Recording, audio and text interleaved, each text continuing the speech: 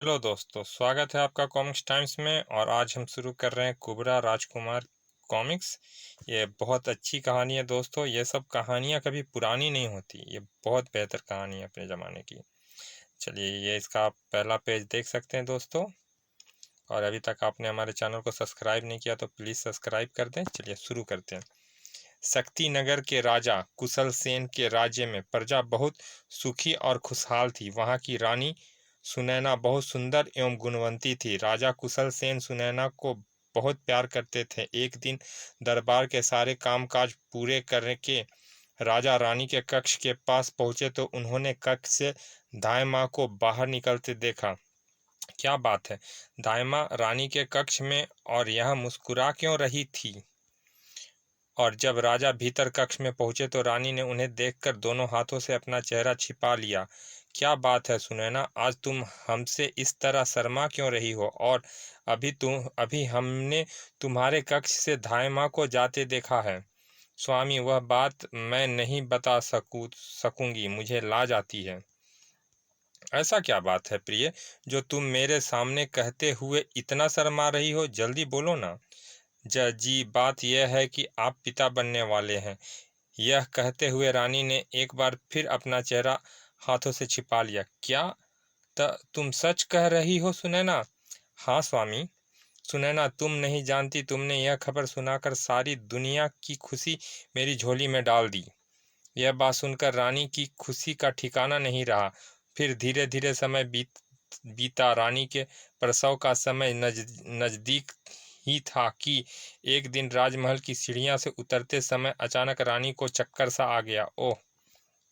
और अगले ही क्षण, उई नहीं! शीघ्र ही अन्य दासियों भी वहां पहुंच गई। जल्दी करो, महारानी को शयन कक्ष में ले चलो। जैसे ही यह खबर राजा को मिली, वह बदहवास सा रानी के कक्ष की ओर दौड़ पड़ा। हे ईश्वर, रक्षा करना सुनैना की। और जब वह रानी के कक्ष के समक्ष पहुंचा तो, उई माँ, क्षमा करें महाराज, आप अंदर नहीं जा सकते। क्या कह रही हो तुम? तुम्हारी यह जुर्रत कि हमारा रास्ता रोको। इस समय हम परेशान ना होते तो तुम्हारे दुस्साहस की सजा तुम्हें अवश्य देते। हट जाओ सामने से। राजा द्वार की तरफ बढ़ा, किंतु तभी वह ठिठक कर रुक गया। वाऊं वाऊं वाऊं!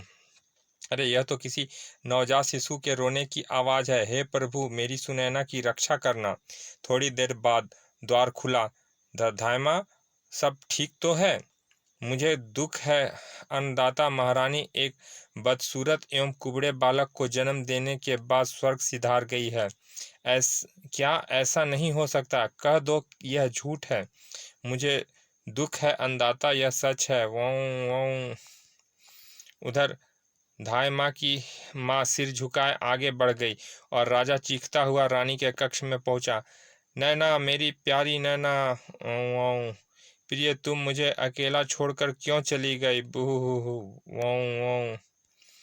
तभी शोकाकुल राजा की निगाह जैसे ही रोते हुए नवजात शिशु पर पड़ी तो, उफ, इतना कुरूप बच्चा! हे ईश्वर, यह तूने मुझे कैसा पाप की सजा दी है? वाऊं वाऊं! पल भर के लिए राजा ने उस नवजात शिशु पर से अपनी निगाहें हटा ली और तभी जैसे उसकी अंतरात्मा ने उसे झंझोर दिया। बस कुशल सेन, इतना ही प्यार था तुझे सुनैना से कि तूने उसकी अंतिम निशानी के रूप को देखकर अपनी आंख बंद कर ली। धिक्कार है तुझ पर तेरे। अरे, तू तुझे तो इस अबोध को पिता के साथ साथ माँ का भी प्यार देना चाहिए, ताकि तेरी सुनैना की आत्मा को शांति मिले। फिर रूप रंग तो कुदरत की ही देन है, उसकी सजा इस अबोध का प्यार छीनकर इसे क्यों देता है? हाँ, तू शायद ठीक कहती है। ओं! राजा ने मानो अपनी अंतरात्मा का समर्थन किया और अगले ही पल उसे अपने पुत्र को उठाकर अपने सीने से लगा लिया। मेरे बच्चे, मेरे लाल, मैं तुझे दुनिया की हर खुशी दूंगा। बच्चे ने भी मानो अपने पिता की बात सुनी समझी और वह चुप हो गया। फिर कुछ ही दिन बाद राजा ने बहुत ही सादगी से राजकुमार का नाम संस्कार करवाया। फिर समय बीता, राजकुमार अभय अपने पिता के लाड प्यार में बड़ा होने लगा। धन्य है अपने महाराज, इस कुबड़े को भी इतना प्यार करता है। और जब राजकुमार 4-5 वर्ष का हुआ तो राजा ने उसकी शिक्षा दीक्षा का प्रबंध राजमहल में ही करा दिया, और बड़ा होने पर राजकुमार को तरह तरह की विद्याएं सिखाई जाने लगी। इसी तरह धीरे धीरे 8 वर्ष का समय बीत गया। इस बीच प्रधानमंत्री एवं दरबारियों ने राजा को कई बार दूसरा विवाह करने की सलाह दी, पर राजा ने उनकी बात पर कोई ध्यान न दिया। फिर एक दिन राजा शिकार खेलने के लिए जंगल में गया, किंतु इतनी दूर निकल आया हूँ, किंतु अभी तक इस जंगल में कोई जानवर नजर नहीं आया। पर मैं भी हार मानने वाला नहीं, बिना शिकार किए वापस नहीं लौटूंगा, चाहे कुछ भी हो। थोड़ी ही देर बाद वह शिकार की तलाश करते करते रास्ता भटक गया। अरे, यह मैं जंगल में कहाँ आ पहुँचा, मुझे वापस लौटना चाहिए। और फिर जैसे ही कुशल सेन वापस जाने के लिए पलटा, तभी एक भयानक अजगर ने उस पर आक्रमण कर दिया। फुस, उफ, यह मुसीबत कहाँ से आ गई। अगले ही पल उस अजगर ने राजा के घोड़े सहित बुरी तरह से जकड़ लिया। हिन हिन हिन हिन, और राजा भी पूरी शक्ति के साथ उसे मुकाबला करने लगा। और राजा के इस साहसी मुकाबले को थोड़ी दूर पर खड़ी जादूगरनी की पुत्री चंडिका बड़े ही मंत्रमुग्ध भाव से देख रही थी। वाह, कितना सुंदर वो साहसी पुरुष है। तभी जादूगरनी मंडिका भी वहां पहुंच गई।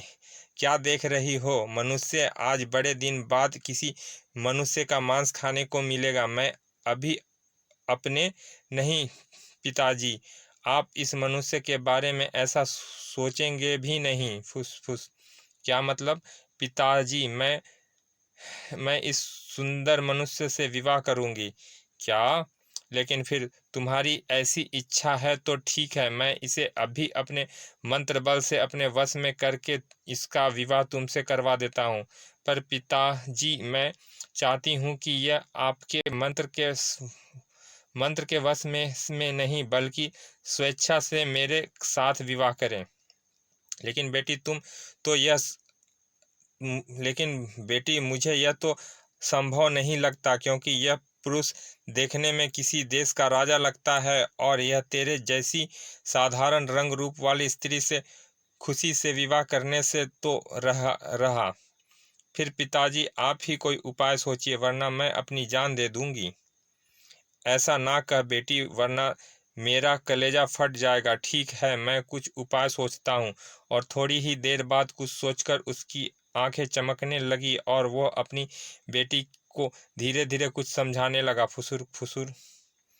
और उधर उस अजगर की भयानक पकड़ में राजा के घोड़े की रीढ़ की हड्डी टूट गई, और वह गिरकर तड़पने लगा। किंतु राजा पूरी शक्ति के साथ उस अजगर का मुकाबला कर रहा था। हिन हिन हिन हिन, शीघ्र ही राजा को अवसर मिला, और उसने अपनी म्यान में रखी तलवार निकाल ली, और खचाक खचाक पल भर में अजगर के कई टुकड़े कर डाले।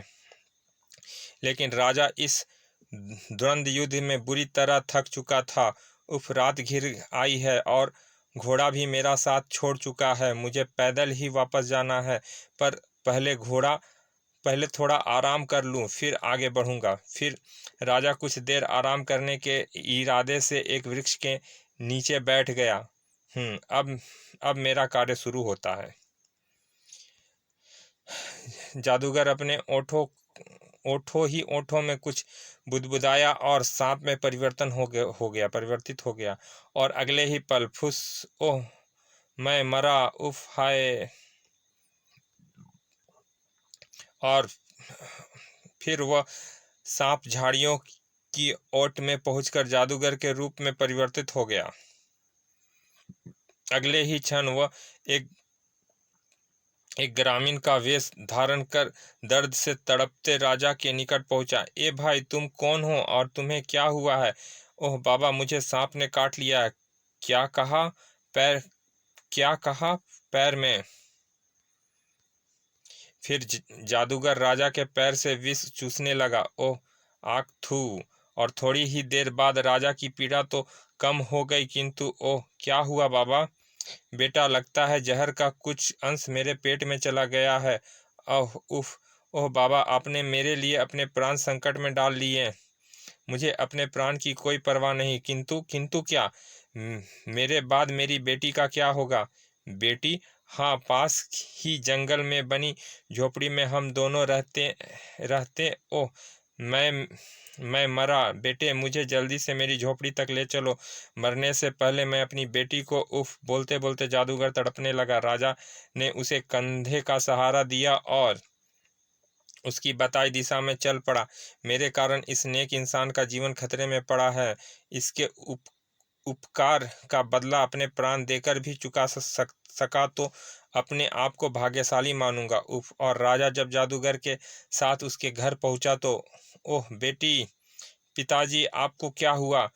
आपके पिताजी की यह हालत, मेरी जान। फिर राजा ने चंडिका को पूरी बात बता दी और अंत में, देवी, इनके इस बलिदान का बदला अवश्य मैं इस 10 जन्म लेकर भी नहीं चुका सकता। बेटा, यह तो मेरा कर्तव्य था। फिर भी यदि तुम इसे मेरा उपकार मानते हो और इसका बदला ही चुकाना चाहते हो तो मेरी बेटी को अपना लो, ताकि मरने से पहले मैं इसे भविष्य के प्रति निश्चिंत हो जाऊं। किंतु बाबा, मैं विवाह। ठीक है, यदि तुम ऐसा नहीं कर सकते तो अपनी तलवार मुझे दो, ताकि मैं अपने हाथों से इसका गला काट दूं, ताकि मरने के बाद मेरी आत्मा और उसके उपकार को ध्यान में रखते हुए भावावेश में राजा इनकार ना कर सका। नहीं बाबा, ऐसा ना कहो। मैं इस विवाह के लिए तैयार हूँ। मैं अभी इसी समय आपके बेटी की मांग को भरकर उसे अपनी पत्नी स्वीकार करता हूँ। कहने के साथ ही राजा ने अपनी तलवार की नोक पर अपना अंगूठा रगड़ा और, बेटा, तुमने मुझे एक बहुत बड़ी चिंता से बचा लिया। अब मैं शांति से मर सकूंगा। कहते हुए जादूगर की गर्दन एक और लुढ़क गई। पिताजी, बहू, धीरज से काम लो प्रिय। तुम्हारे पिता एक महान व्यक्ति थे। फिर थोड़ी देर बाद जब चंडिका का गम कुछ हल्का हुआ तो, प्रिय, अब तो रात हो गई है। सवेरा होने पर तुम्हारे पिताजी का अंतिम संस्कार करके ही हम लोग अपने राज्य की ओर चलेंगे। स्वामी, पिताजी का अंतिम संस्कार करने की हमें कोई आवश्यकता नहीं। उनकी हमेशा यही इच्छा रही है कि मरने के बाद उनका मृत शरीर जंगली जानवरों को भोजन के काम आए। कितने महान विचार वाले थे तुम्हारे पिता। फिर रात उसी झोपड़ी में गुजारने के बाद दूसरे दिन सुबह राजा अपनी नई पत्नी चंडिका के साथ शक्तिनगर की ओर चल पड़े। यह मेरी बेटी की इच्छा थी, जो मुझे यह छल करना पड़ा, वरना मैं अपने मंत्र बल पर कुछ ही क्षणों में इसे अपनी बेटी का गुलाम बना सकता था। फिर जब चंडिका के साथ राजनगर में पहुंचा तो, अरे यह तो फिर राजा चंडिका के साथ नगर में पहुंचा तो, अरे यह तो अपने महाराज हैं।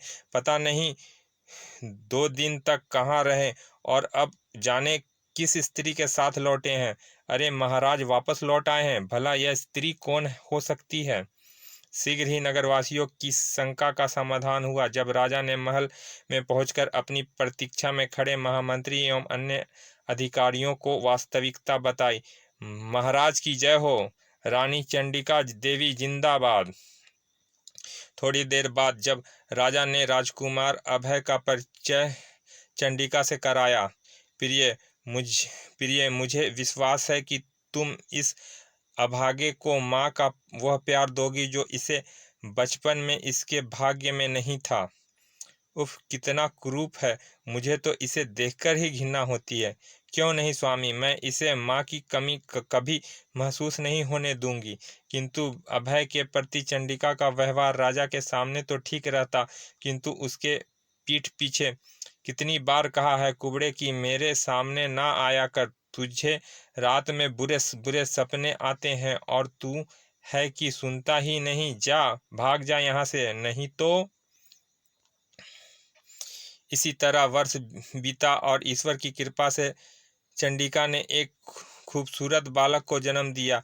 राजकुमार के जन्म के शुभ अवसर पर पूरे राज्य में खुशियां मनाई गई। राजकुमार का नाम उदय रखा गया। राजा ने गरीबों में खूब पुण्य दान किया। महाराज की जय हो, राजकुमार दीर्घायु हो।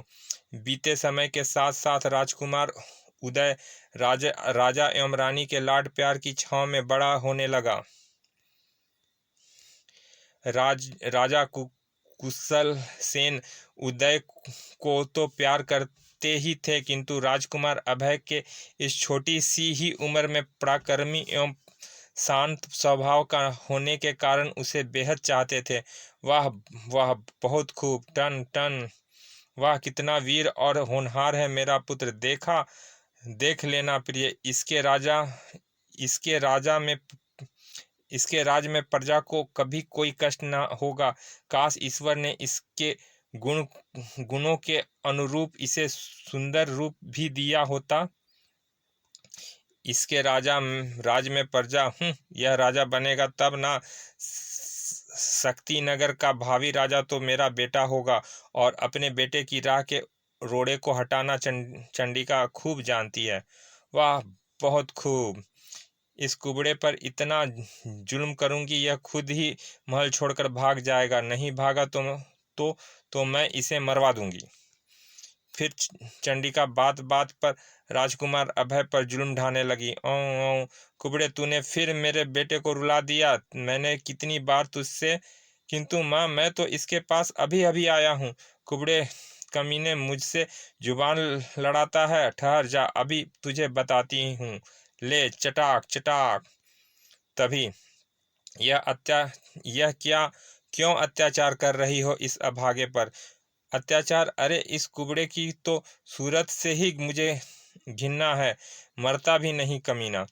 इसकी सूरत में इसका क्या दोष? यह तो ईश्वर की देन है। तुमको ऐसे शब्द नहीं बोलने चाहिए। आखिर तुम भी एक बच्चे की माँ हो।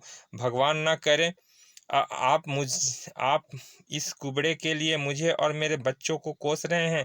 ठीक है, आप संभालिए इस कुरूप को। अब मैं यहाँ एक पल भी नहीं रहूंगी। क्या? नहीं नहीं चंडिका, तुम ऐसा नहीं करोगी। तुम नहीं जानती तुम्हारे इस तरह यहाँ से चले जाने से हमारी कितनी जग हंसी होगी।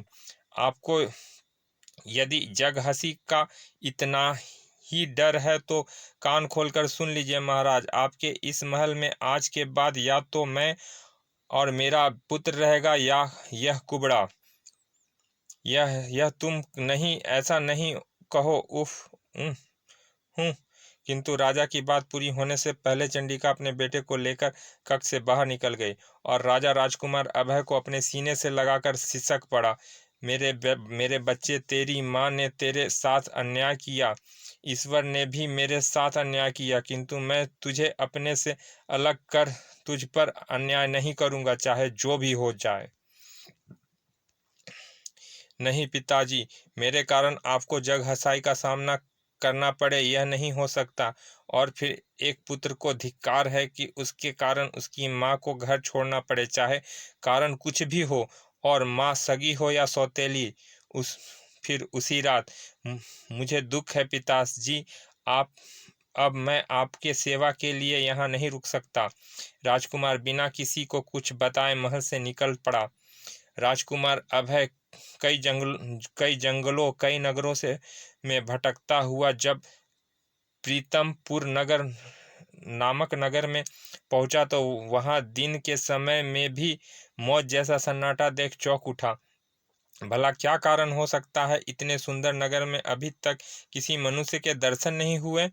कुछ आगे बढ़ने पर चलो कोई तो दिखाई पड़ा। मैं इसी से इस नगर में व्याप्त सन्नाटे का कारण पूछता हूँ। अगले ही पल, दादी माँ, यह नगर इतना सुनसान क्यों है? क्या इस नगर के सारे लोग कहीं बाहर चले गए हैं? नहीं बेटा, इस नगर के सारे लोग भयानक राक्षस के भय से अपने अपने घरों में छुपे हुए हैं। राक्षस